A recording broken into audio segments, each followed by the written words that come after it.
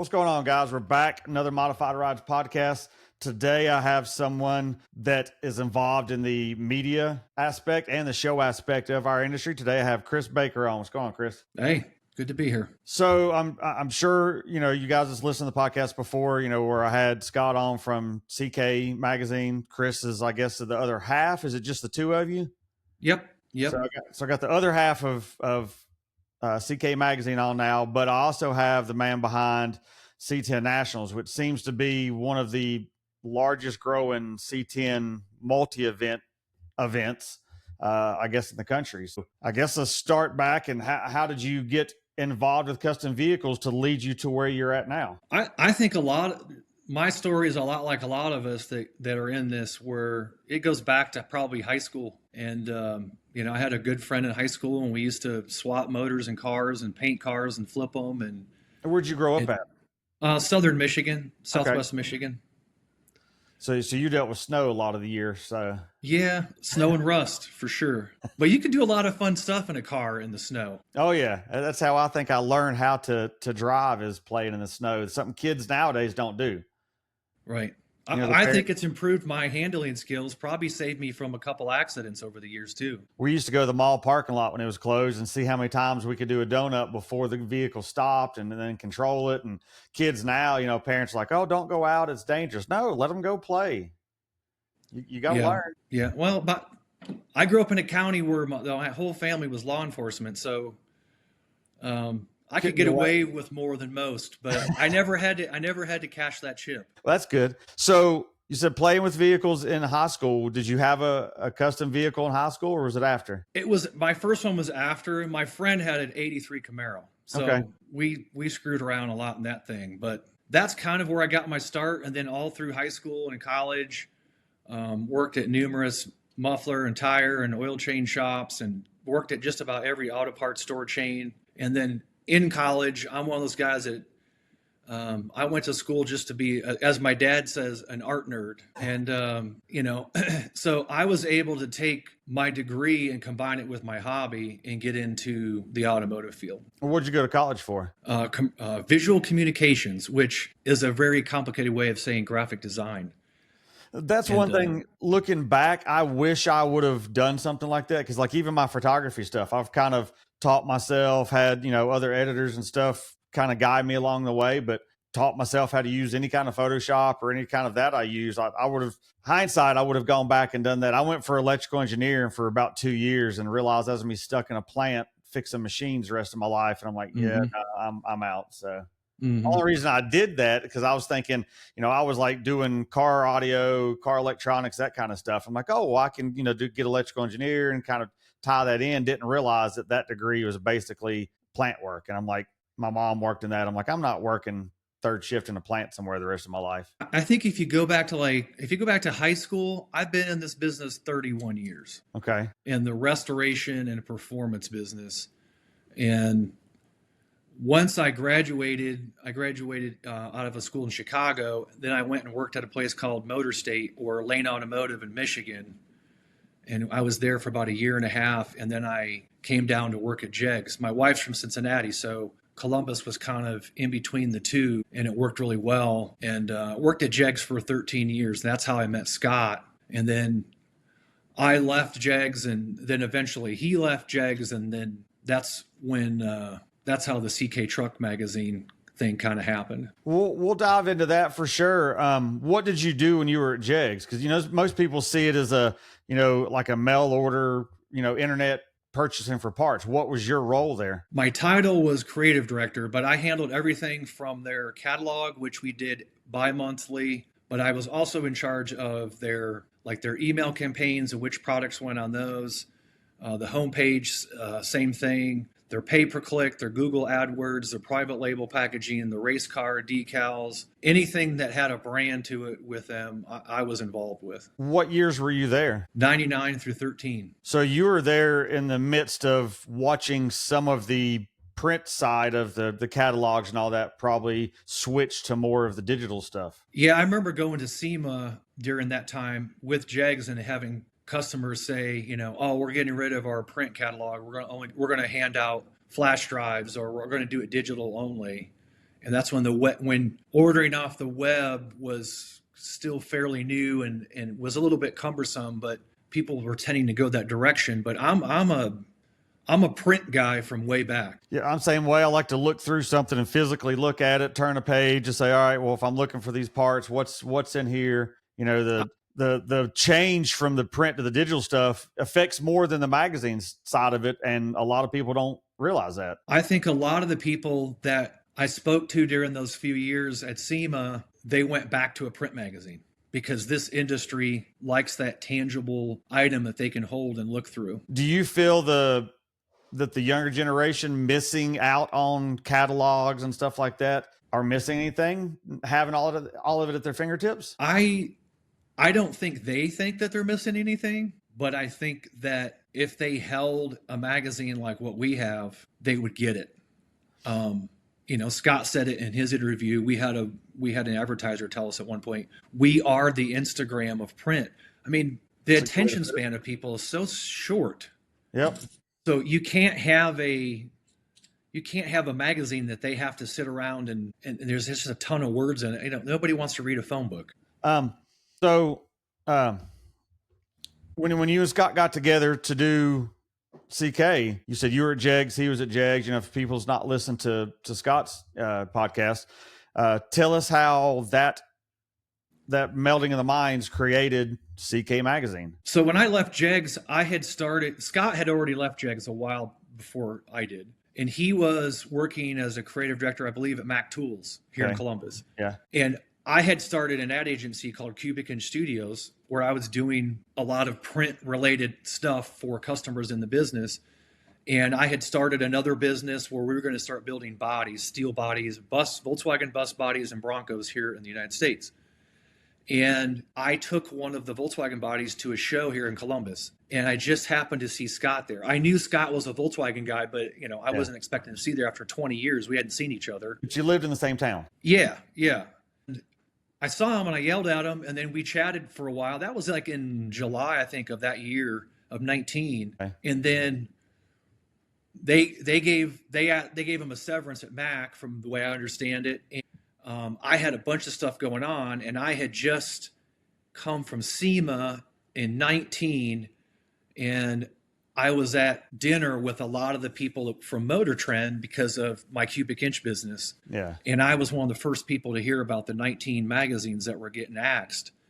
And so it was right about that same time that Scott was looking for something to do. And he called me and he was like, man, when you and I talked a few months ago, you had a lot of stuff that cooking and how can I get involved in what you're trying to do? And I said, I'd really like to start a magazine. I just don't have the time to do all of it. And I know Scott's a print guy, and I know Scott's design, each designer kind of has their own look. Yeah. And I knew he was the perfect guy for it. And so we came together, and then COVID hit, and CK Magazine was born during that. The first three issues were bi-monthly. So we had 6 months to kind of come up with the first issue. Now going back to, you said you had that dinner with all the Motor Trend staff and everything.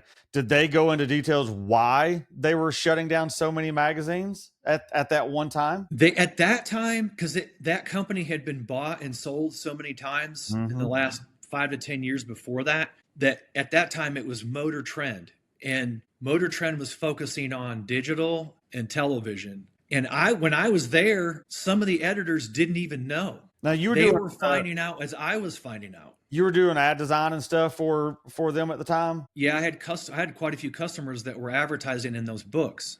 But you weren't doing anything magazine wise other than doing the stuff for the advertisers in the magazine. Like, you weren't doing anything tied to the direct magazines. I actually was. I was doing, with the C10 Nationals, we were building trucks with their Week to Wicked program, trucks that we were going to give away at the C10 Nationals. So I was involved that way also. Okay. So watching a company like Motor Trend is big, all of us growing up, Motor Trend, the name Motor Trend has always been like one of the top dogs in the car magazine, media world. So seeing them closing so many, what was your thinking? Let's start a new magazine. Was it to try to fill the void that some of those were leaving? I knew which magazines of theirs were the top 3 sellers. And because I had seen the numbers. Yeah. And I knew that their Classic Trucks magazine was one of their better sellers. There was 3 books they had out of those 19. Those 3 books made more than the other 16 books. Yeah. So I knew which book we needed, a truck book, and specifically we needed a GM truck book. And that's what had already started with the shows. So that was why. And I have relationships in the GM world, General Motors world, so that it was easier for me to reach out to those advertisers and go, hey, I'm starting a new book. Would you like to get involved? And they already had budgets and money set aside. And I have a lot of that are now sponsors and advertisers that are fairly loyal. One of them specifically has said, Chris, anytime you start something, call me first. I want to be involved in it. So that made it quite a bit easier. Which I guess with them losing the ad space in those magazines, it freed up them to throw that ad money towards you. Right. Absolutely. Yep. But was there a lot of fear thinking, okay, well, if there's a company as big as Motor Trend shutting down, I'm going to start this. I guess you just said we're going to go all in and it's all or nothing. There's one thing about me. It takes a lot to scare me. I mean, it's anybody that's known me for a long time knows that if it comes out of my mouth, it's going to happen. So I left a great paying job when I was 35 years old at Jegs and had nothing. And then started these shows off the ground with nothing and started this magazine with Scott's help. But, when it comes to risk, one of the riskiest jobs is a show promoter. Mm-hmm. And you can do everything right and show up and spend a lot of other people's money and a little bit of your own. And if it rains, you're SOL. And so starting a new magazine, no big deal. I remember when I seen, CK come out, the buzz was, man, this thing, the paper's crazy thick, it's glossy. It looks good. And that was one thing I kept fighting when I was editor of Street Trucks was this thin paper, like the ink bleeds through, like it's not conducive to flipping through it more than one time. Like the paper quality that you guys set out with, like took over that industry. If you've noticed, there's other magazines now that are starting to do thicker paper because you guys started that lead. Yep. Well, I think from the beginning, Scott and I always just thought, if we're going to do this, first of all, we're going to do it our way, but we're going to do it top notch. And, the difference between buying premium paper and buying newsprint paper at the scale that we're at is not a big deal. I mean, if you're printing, I don't know how many, magazines, Hot Rod or Home and Gardens or whatever, if they print a month, if they're printing 1 million a month, it's probably a big difference. But for us, it was like, it's 100% worth it. It comes out of our dollar, but it's 100% worth it. It also, I think, is what set us apart and was a big help in that launch early on. Was people were like, yeah, this thing is nice. Yeah, you definitely set that standard. And I think you kind of called it I know, like I said, the Classic Trucks have been, kind of big or hot or whatever for a while, but I think about the time y'all come around, that C10 market, OBS market was really starting to explode. So having that print for somebody holding their hands of these events and features and stuff like that, I think you hit it at about the right time. Because since in the last 5 years, prices of stuff have gone through the roof, like stock vehicles. Right. I mean, I would love to take credit for the timing on that and for the timing on starting the C10 show. My first show I did was in 2015, just about a year and a half after I left Jegs. It was a Tri-5 show. Okay. And then I did that for a couple of years, and then I sold my half, and then I did a Camaro Firebird show for a couple of years. And the second year of that Camaro Firebird show, I did this truck show. And it was just great timing. I mean, I can't take credit for it, but it was great timing. And then the timing in 19, when Scott came to me and then going right into COVID, it just allowed us, we had nothing but time. Yeah. And like he said in his interview, people they were stuck at home. They wanted something to look at. And so that magazine hit right when when that was hot. And I'm sure for advertisers that was a big time because they're thinking, oh, no one's going to go anywhere, no one's going to buy anything.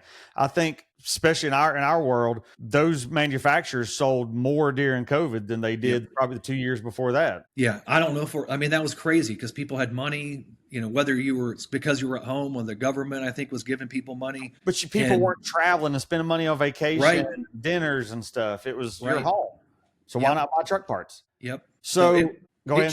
It changed the industry there that year, and I think a lot of retailers and manufacturers are trying to get back to that, but I don't know if we're ever going to get to that high, that watermark. Yep. Well, what in the 5 years you've been doing this, what have you seen change with the way your magazine is perceived or consumed or whatever? Have you noticed any kind of shifts in your consumption? Well, we added newsstand.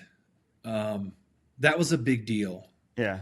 And I think newsstand does translate into some subscriptions, but I think mostly newsstand is guys that were at a show and we ran a picture of their truck and they wanted a copy of it. As far as the industry changing because of the book, I feel like maybe we've helped some of the book itself has helped the market grow, and some of these events, these GM truck events, they're everywhere now. Oh yeah. But I think it's helped that a little bit in bringing awareness. And we work closely with a lot of these events. We want to see all of them grow.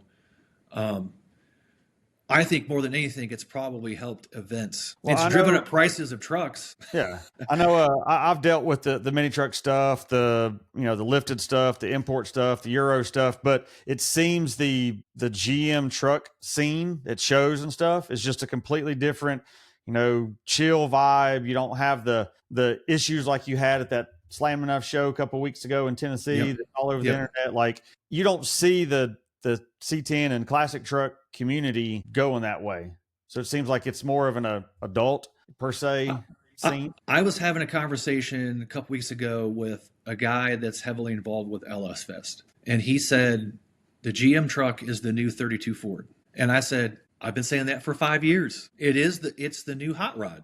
Yep. And on my website on the C10 National shows years ago, I listed, no squatted trucks and no bro dozers. It's not because I don't like those trucks or do like those trucks. It's just I know the crowd that comes with those trucks. Yep. 100%. And I don't want that crowd. I don't need that crowd financially at my events.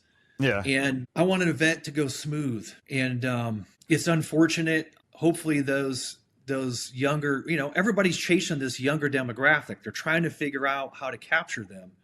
And they're more used to a circus. And my events are a circus, but they're contained. And you're right and I had this conversation with hotels when we talked to them and vendors. Look, when you come to one of my events, I would say it's a 35 to 55 or 35 to 65-year-old male that's got a job, that's got his stuff together. Yeah. And you're not going to have the nuttiness of what some of those other crowds bring. Now you mentioned like the old Fords, 32 Fords and all that. That's stuff that I'd say even like my dad's era, it was Corvettes and Camaros and stuff. So I guess it'd be like, my grandfather's era, like they were into that because that's what was around when they were kids. Well, we're our age. We're not really into that stuff because no one had a 32 Ford when we were kids. They had the classic trucks and the, 69 Camaros and stuff. I think trucks are popular because of that, but I also think they're popular because they're easy to work on. Those skill sets that our fathers and grandfathers had of how to tune a carburetor or how to weld a body panel on a quarter panel on a car, I think that's fading. And so the trucks, a lot of them, the part bolts on, and there's a ton of engine compartment space. And the other thing I think the difference is, my dad's 75 and he's not going to buy anything for his car. He hasn't bought anything for his car for 10 or 20 years, but it's easy to work on. And also we drive these things. Oh, yeah. That's the other difference is that generation, they only drove them if the weather was nice. And now they're old enough that, my dad, he's not loading a car in a trailer and bolting it down. It ain't happening. If it's not close enough to his home and the weather is not good, he's not taking it anywhere. But the truck audience, They don't care. They're going to, I call it a destination. They're the destination group. They're going to get in that truck and they're going to drive it, and they don't care about matching numbers and original. Nope. They don't care if it's shiny. They get in it, and you know what? If it breaks down, they call a friend, or the community's tight enough, they get it fixed, and they finish the drive. With all of the LS conversions and that type of thing that's going on, I think that it's driven this market. And from a manufacturer and retailer standpoint, it's great, because if you're driving stuff, it's going to break. Yep. And that means you got to buy something. But if you leave it locked up in the garage because it's raining, you're not going to buy anything for it. Not even wax. Yep. Because you don't need it. Right. Now, I know the shift from the full out show vehicles. Yeah, there's still the handful of those that are, pushed in and out of the trailer, never started. I got several friends that do that. But I think the shift to driving to events and having some of these, they're just driving events. They're not even shows. You'll meet somewhere, drive, stop and eat, drive again. I think that shift in building stuff to be driving, I've brought it up on several other podcast episodes. I think that scene has taken over because, like you said, we want to get out and enjoy them. I think in some of these patina companies that work, they're specialized in the patina, help protect the patina of your vehicle. It goes to show the same thing, that they get driven, and that's what they're meant to do. Really, all these classic vehicles are meant to be driven. And I think, to go back to the younger demographic, I think the way to get them involved is to get them in some of these vehicles. They're attracted to the supercars and the exotics. Okay, well, those are great, but they're not really obtainable for most of us. But driving an old truck across the country or across a couple states and making a ton of new friends is a lot of fun. Well, I know when I started building my Blazer, I'm like, I'll keep the original patina. I'll, just chassis black the frame, so I don't have to worry about it when I drive it. Well, now here I am, full, color powder coat on the chassis. We wound up doing that Poppy's gloss clear on it, cutting and buffing it. It's still patina, but it's all gloss. I detail cars. So as a detailer, I like the ease of being able to wipe it or polish it or whatever I want to do. But everybody's like, oh, with your powder and all this stuff, you're not going to drive it. I'm like, no, this thing will, if it's on a trailer, it's because there's multiple of us going and there's a 2 or 3 car trailer, and it makes it easier for us to get there. But 99.9% of the time it will be on the road driven. Right. That's the point of these vehicles. I've got a 50 that should be run. I'm going to debut it probably at Texas. Okay. And I mean, after, 12 or 13 years of working for yourself, I can finally have something that, I've always had a 66 Cadillac, but okay. To finally have a truck that I can drive. Every dollar I've ever spent, I've reinvested into my businesses to continue to grow, but I'm finally at a point where I can build something. But the truck's been in my family since 1960. Oh, wow. And it's a full thing, just like you're talking. I'm going to have a lot of money in this thing. We're going to shoot it when it's fresh. And then after that, this truck's going to be everywhere. Same. I'm shooting mine in Vegas before, because it's being built in Vegas. I'm shooting it in Vegas before it even comes home. And, after that, there's going to be rock chips and dirt and mud and the whole deal. That's part of the journey. Yeah. You mentioned the 60s Caddies. That's probably my wife's favorite era of cars. And I tell her all the time, we don't have a 60s Caddy size garage to own a 60s Caddy. Yeah. I can barely fit a modern truck in there, much less a 70-foot, Cadillac. Yeah, that thing was a tank. It's a tank. It's as long as my 24 1-ton quad cab, show business truck. Yeah. So, have you seen, I guess, numbers just continually grow with the magazine over this whole time? Has there been any time that it's kind of plateaued? I guess taking off deer and SEMA is probably just big right off the gate. I think the only time we see the numbers come down is if we're not on our game. You have to remind people on social media constantly, just posting pictures of trucks that are in the book. And then we do renewal emails. We send a couple of those out a month to remind people, hey, your renewal's up. Don't miss this. Yeah. Before it's too late. Other than that, we have grown every year for the last 5 years. You see those little dips if we miss something, but we're pretty good at it. Now, I know you say you can go to the newsstands and buy it, and that's become a thing that you're one of the few truck magazines that are still on the newsstands. Like, I know for a fact there's several that are not on the stands anymore that you can't get. like I said, when you see your vehicle in the show coverage or whatever, I have, even me shooting for all these years, if I see my vehicle in the background of somebody else's photo in a magazine, I'm like, that's cool. Like I'm in that photo there, and I go by it, whether it's in, the background, something I've shot, something somebody else has shot. But having them on the newsstands is, I feel, still sets you ahead of the rest of the game there. I mean, being on the newsstands is great, but it's almost like taxes. By the time you pay the guy to put them on the newsstands, and you pay the guy that does the distribution, and then we're not left with a lot of money at the end of the day. But we don't need to be. It's just a couple of us. We have Brooke that runs the phones and the subscriptions, and Joni does all the event stuff with merchandise. But if we had a bunch of overhead, if we had to pay salespeople or whatever, we wouldn't be in business. But why? The reason we do that is not only access so that people all over the country can get them, because we also sell them on the website. Yeah. But it's really for our advertisers. We want as many of these things in people's hands for the advertisers. Yeah. That's what makes it go around. So we've dabbled in some of the C10 nationals. You kind of said, well, you did that first show. What year did you say you did the first one? 18. So how did it come about that you knew you had to do a C10 only show? And is it still C10s, or are you up to 98 or 98 still? See, I mean, when you start a business, you have to pick a name. So I've started lots of businesses, probably a dozen businesses, and they're all trademarked. And the first thing I do is I come up with a business name, and then I buy the URL, and then I file for a trademark. And it takes 5 years of using that name for them to actually grant you a trademark. So when I came up with C10 Nationals, you have to come up with something that most people would recognize what it means. I mean, you can't call it the C10 2030, K10 2030, GMC pickup truck Nationals. Like, you have to come up with something. So C10 Nationals kind of cuts right to the majority of the customers. They understand what it is.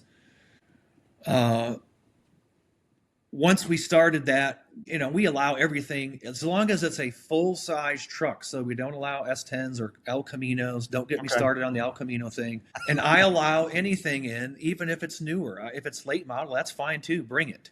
It just has to be a GM.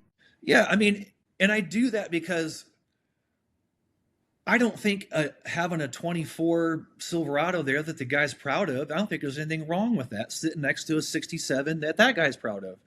Well, it's like I had a 23 SEMA 23. I had my 23 Sierra that was there, lowered wheels, full interior. Like it still fit with that. It's just a modern version of what I'm building now. There's a lot of them that are beautiful that the guys have done custom stuff to. And, I have sponsors that I have to answer to, and they need to sell products, and they sell products for a lot of the newer trucks. Yeah. And General Motors is one of those. And so they like seeing that. I don't have a problem with allowing the newer trucks in. So anyways, C10 Nationals is open to any full-size GM truck. Okay, because I know a lot of shows they do, up to the end of the OBS era kind of thing, and cuts it off at that. But, if I'm going to go to a show when I had my Sierra and one of my buddies has got a C10, it's like, well, I guess some of these shows, I guess I can't ride with you or go with you because I don't have the right thing. And honestly, there's not a lot of the late model trucks that come. I mean, it's not a big deal. And we don't have anybody that complains about it. And if they did, you know what? Go have your own show. Yep. I did my own show for 5 or 6 years here, and it just, back I started in 06 doing them, and it was like, people don't understand. I mean, I'm nowhere near to the caliber that your show is, but it's like, internet wasn't what it was back in 06 that it is now. So the advertising side of it, it was your advertising in magazines, you had to pass out flyers everywhere. But I know the money that's involved, the 13 months of planning for one show, like you're planning the next year before that show even happens. And, the advertisers and, sponsors and stuff that want to come on board. And like you said earlier, if it rains or some freak accident happens, you're SOL. I've been burned by 2 hurricanes, not at C10 shows, but other shows. And it's devastating. It'll cost you 6 figures. Well, last year, Hurricane Helene come through North Carolina here. Well, some of my good friends put on a show 45 minutes from here. The weekend, their show was supposed to be the weekend after Helene come through. We still didn't have power. We still didn't have water, hardly any cell phones, bridges washed out, and they just like had to eat it. They're like, cool, we're gonna, cancel. They actually pushed it till later in the year, and the people's like, oh, well, the crowd wasn't what we thought it was gonna be. It's like, for one, it was snowing because it was so late. Wasn't planning on snowing when they booked it a couple months before, but what do you do when an entire half the state is shut down? Like, you can't just, hey, come to my show. I had an event that same weekend in Indianapolis. Okay. And the Bowtie Nationals. It's a fairly new event that I've started. It's an all GM event. And that hurricane came straight to Indy. It completely wiped us out. Cost me about $100,000. And you can't prepare for that, No. And, look, that's part of show business. That's part of the risk that the world that I live in. It doesn't make for easy marriages, and it doesn't make paying bills easy. But what I feel sorry for are the sponsors and the vendors that were, they gave me money to put that event on. I spent their money, but when you have something like that happen, they're going to get nothing out of it. Yeah. Well, you got to look at the flip side of that. That almost makes people be like, hey, well, I missed that last year because of the weather, whatever. I got to go this next year because, I missed it. So hopefully that bumps those numbers up. That there's a little bit of that. I mean, I saw that this year at my Nashville show. Nashville was the first time we had a dip in attendance last year. And I know it was because that hurricane. It was a week before the show. Yeah. And people just couldn't get out. I mean, everybody's lives were upside down. And this year we came back and we beat the 23 numbers by like almost 300 trucks. So nice. I know that's because people wanted to make it last year and couldn't. There was that pent up demand. Now, what do you do or include into your shows that kind of sets yours apart from the others? Like what events or whatever? We have an autocross, which is very popular. We don't charge extra for it. It's included in your truck registration. And if you want to take your truck out and run, that's great. It's a lot of fun to do. A lot of guys have never done it before. And then we also work with BF Goodrich. And if you want to take a ride with one of the pros and one of theirs, you can do that too. Even as a spectator, you can do that. You can take a ride. That's pretty unique. We have a dyno at each event. That's maybe not so unique, but it's there. We have our drag racing on Friday nights. We have that on pit road. Okay. And then, this year we're going to do it at Vegas, but we have cruise the track. So Saturday night after the awards, you can go out and cruise the NASCAR track. And then, obviously we have a swap meet too, but I think some of those things, and look, if everybody did the same event, it would be boring. Yeah. So you have more than a quote unquote show and shine. You actually have a full event, which keeps the spectators happy.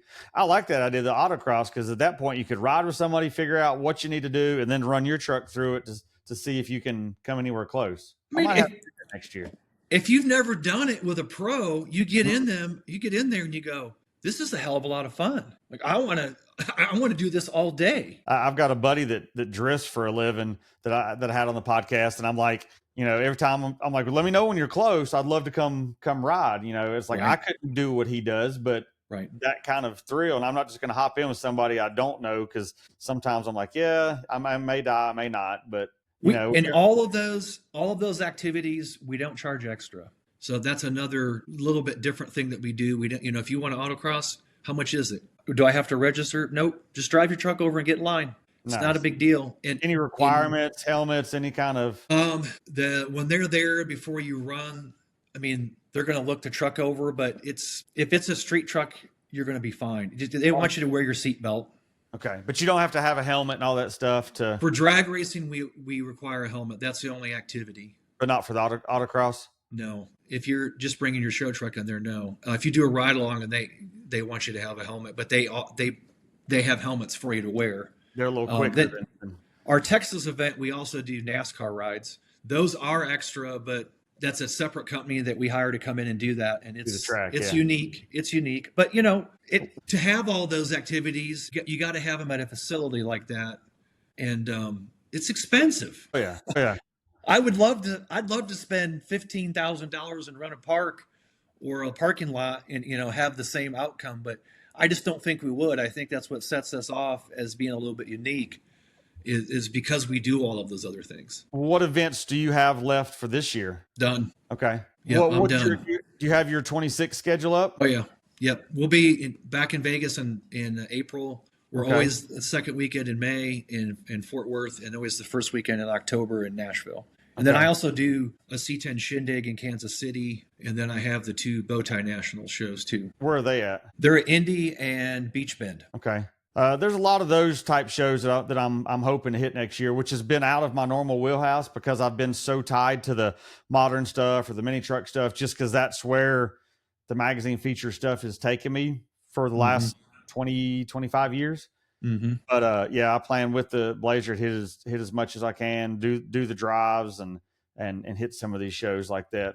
So you only do the 3 C10 Nationals every year. That's right. I mean, we've been talking about doing a 4th, maybe up somewhere by Chicago. Okay. But I want to get through another year, get these bow tie shows off the ground, and get them where you don't make any money until about the 3rd year. Yeah. And if you do make any money, it ain't nothing to write home about. It's just enough to dump back into the next year. Right. So get this 3rd year under our belt with Bowtie, and then we'll look at a 4th C10 show. And doing events, it's difficult not to step on another event at another location, and then you got to factor in the weather. And I just won't do an event from mid June through early September, the first couple weekends in September. So mid June through mid September, I just won't do an event. It's too hot. You don't like 100+ degree humidity? No, I won't do it. And I don't have to. And the nice thing about doing some of these bigger events is when you pick up the phone and call a facility and go, hey, we want to do an event, the schedule clears out sometimes. Yeah. Because you can show what you're capable of. So sometimes they'll bump a smaller event. I mean, look, I've had my event bumped. Yeah. We got bumped in 26 in Vegas because of some bigger events. It happens, but yeah, I've actually spent 3 months this year in Vegas, well, outside of Vegas, working on the Blazer. So I've gotten accustomed to the 114 degree summers over there. I joke, I have to paint something or whatever, I'd spray it outside and be like, well, I'll set it outside in the oven. It should be dry in about a minute. Look, I like my cold weather. I mean, we're coming into my favorite time of year, and October is one of my favorite months. But that's probably because I grew up in Michigan. Yeah. But Vegas, it's always windy in Vegas. You're not ever going to be able to escape the wind. But that, and then you got to watch. I look at rain forecast, average rainfalls for the month, for the week before I pick an event date. I mean, I'm very careful, very strategic in what I do. And you said talking about stepping on other shows like that. That's the hard part because there is so many events that have enough crossover demographic that might be 2 hours this way or an hour that way or 6 hours that way that's going to affect your attendance. I said this in 2017 when I first did my I went to Texas. I said, I want to do a show. And they were like, okay, here's the amount. And I wanted to do it in April. And they said, nope, we have NASCAR in April. We have good guys in March. We don't stack events on each other, which, you have a staff change and that all changes. But I always said, I'll just be the event that nobody wants to step on. Like, just go hammer down. The first couple of years, you're just a nobody, but become that event that nobody wants to mess with. You have to be that way sometimes in business. Well, what do you have? Do you have anything new coming in 26 that you're adding to any of your shows that you've not had before? No, I mean, there's something in the works, but I can't say what it is. But it would be. We don't have an NDA on this, so we'll have to let that go. No, I've been working on it a couple years with this company. It's something that everybody would know who it is, and it would add another dimension to one of my shows. Nice. It would be awesome if we can pull this thing off. But yeah, look, if you become stagnant, somebody will catch you. I always say you have to stay 2 steps ahead of everybody. One step isn't enough, because if you're 1 step ahead, by the time they figured you out, now you're equal. No, you got to stay 2 steps ahead. Doesn't matter if it's a magazine, if it's how I do advertising for somebody, or if it's an event. So tell everybody how they find info on all your events. Very easy. C10nationals.com, bowtienationals.com, C10shindig.com, CK Truck Magazine, cktruckmag.com. CK Truck Magazine will take you to cktruckmag.com. Okay. And I know you're all over all the social media stuff for all of them. They all have the same handle as the name of the event. Okay. And I know you're pretty active, especially when you get to the event. You do a lot of the, hey, we're here setting up. This company's here. We're doing this. We're doing that. So I know you're pretty active on your It's event pages. it. Real quick story on that. It's not something I wanted to do, but 2 years ago at Nashville, look, I love being. I mean, I got some stories about being at events with the magazine and people not knowing that I also do the C10 national shows. I actually love that. But I was at Nashville 2 years ago, and people were calling and emailing and messaging the same questions like over and over again. And finally, and they're on social media. I mean, I'd already done like a static post, or it's on the website, but people, were in a very attention span is about zero. So I got on and did a live hit, and the phone calls and questions like stopped. So that works. That's really the reason that I do it, is because it just cuts through the clutter. People will watch a 30-second snippet of you doing a live, and it answers all their questions. The unfortunate thing, I guess, is I'm 6'7". You can't tell in this video, but I'm tall, and you combine the height with the beard, I'm pretty easy to pick out of a crowd. So unfortunately, yeah, now everybody recognizes the mug. Well, that seems to be where the social media side has gone. I've learned, you get way more interaction with people and stuff with the videos, putting your face in it. And it was hard for me because I'd start recording and be like, I'm doing, and it took me a while to get used to it. It's like this. It's almost like we're just still sitting at the same table, sitting there talking. So this don't bother me, but it's when I'm trying to record myself and like when the neighbors drives by and I'm like, let me put that down for a minute and I'll go back and finish that. Cause like, you don't want somebody to be like, what's this weirdo doing in his front yard? I think you've got the hard job today. You got to come up with the questions, Ax. Look, you're just asking me questions about what I've lived. So I'm just answering questions that I live this. So I've lived it for 30 years. It's like I got the guys from Metalbrock, a couple of them coming on, and they're like, well, do you have a question list? I'm like, I don't have a question list. Like I want this to be more like we're just BSing, sitting at a car show BSing or something. So I think knowing your audience, especially in the truck world, knowing your audience. I had a conversation recently about another event and with these organizers, and we were talking about the truck market, and I said, there's some, and you can talk to any vendor in any of these truck shows. They'll tell you there's some of the friendliest people. They ask questions, they buy stuff. We're not hard to get along with. Yep. We're a lot of us are good. You go to these events, you make some of your best friends. I have more friends that I see at events than I do at home. So same. I mean, I'm going into my 6-month season where I'm not going to see anybody, and you can ask my wife. We've been together almost 30 years. She'll tell you, like, come February, because I can get through November because you got SEMA, then I can get through December because I got PRI. But by the time I get to like February, I'm in a severe slump because I haven't seen anybody. Yep. Having withdrawals. Yep. Yeah, we my wife travels quite a bit with me for some of these shows, but like I joked around this past weekend, I was at an event and she took off to go to Disney, and they're like, where's your wife? I'm like, oh, she left me. And they're like, what? I'm like, yes, she left me this morning. They're like, what do you mean? I was like, oh, she left me for Disney. They're like, well, why didn't you go? I'm like, well, there's trucks here. And I was like, and I've been gone for 3 months this year. I don't want to go. I want to sleep in my bed for a couple nights. So, right. Yeah. So I've got to have the winter myself to kind of get acclimated to what my house feels like. I have 3 daughters, and they all work at my events, and my wife works. They all have jobs, and they know that when it's after hours, we're not going to have dinner together. It's just not going to happen. And that one year I had 2 vehicles. I had 2 vehicles at SEMA one year, and my wife came with me, and she knew like it's going to be dinners after dinner. We were talking about SEMA, before we got started, and this will be my 25th year at SEMA. I don't want to go, but I know I have to go because that's where a lot of the deals happen. But I also know that my liver is going to take a beating, and that I'm probably going to have to eat 3 meals a night because I have a meeting with somebody at 5:30, and then it's 8 o'clock, and then it's 10 o'clock. You have drinks with somebody. But that's how business gets done. Yep. If you're not there hustling, it's not going to get done. It's like even over the last, 11 years, there's been a couple of years that I didn't build something, and I still went because that's the point, to shake hands with sponsors that were on the last build, or, now I'm working with like you and Scott, like to, run into you, shake your hand, like put an actual physical face in front of somebody instead of just an email name or online handle. Yeah.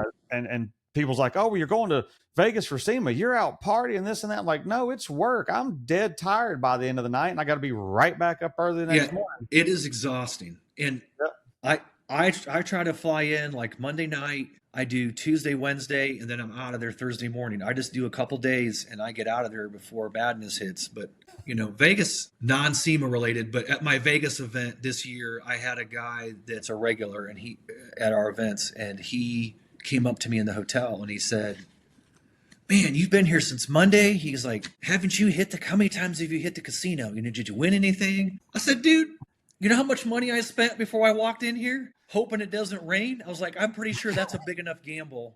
Yep. No, I have not been in the casinos, and I'm exhausted, and I still have to do the event and get home. The 3 months that I've been out, it wasn't all at once. It was a week here, a couple weeks there, a month here, 5 weeks there. But I've not even been down on the strip once. And everybody's like, "Oh, what are you doing?" Like I passed one of the Hustler Club. One day I was going to get parts from a hose store, and I passed it and like turned around, took a picture, and was like, "Well, this is what everyone thinks I'm doing for this." Now wait a minute, you just said a hose, like HOSE? Yeah.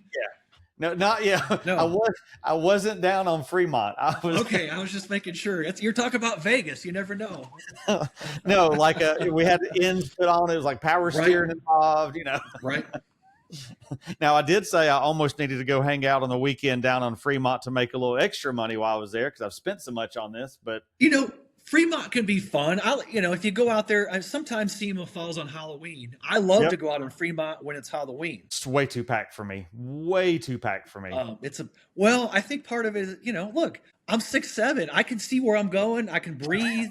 It's fine. My wife's 5'1", so I lose her in like half a second.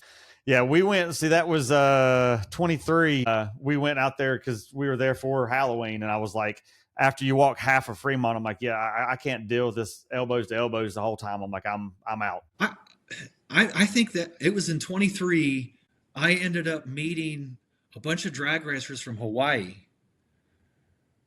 down in Fremont, and then I ended up going to a hotel down there. I think it was called the California. I can't remember. They took me to a hotel. It was like 2:30 in the morning. We walk into this restaurant. It's completely packed. And he goes, "Yeah, this is where every Hawaiian stays when they come."